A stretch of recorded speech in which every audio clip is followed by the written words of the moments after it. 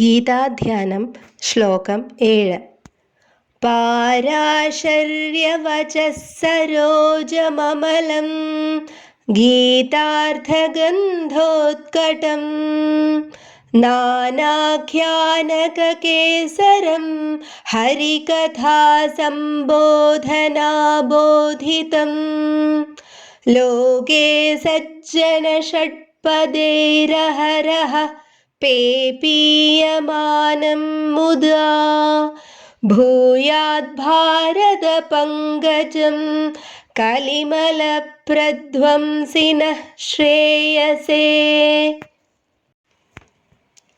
പരാശര മഹർഷിയുടെ പുത്രനായ വ്യാസന്റെ വാക്കുകളാകുന്ന നിർമ്മല താമരപ്പൂവും ഗീതയുടെ പൊരുളാകുന്ന സുഗന്ധം പരത്തുന്നതും നാനാവിധത്തിലുള്ള ആഖ്യാനങ്ങളാകുന്ന അല്ലികളുള്ളതും ശ്രീകൃഷ്ണന്റെ കഥകളെ നന്നായി ബോധിപ്പിച്ച് വിടർന്നു നിൽക്കുന്നതും ലോകത്തിലെ സജ്ജനങ്ങളാകുന്ന വണ്ടുകൾ ദിവസവും വന്ന് തേൻ കുടിക്കുന്നതും മഹാഭാരതമാകുന്ന താമരപ്പൂവ് നമ്മുടെ കലിമലത്തെ അകറ്റുമാറാക്കട്ടെ.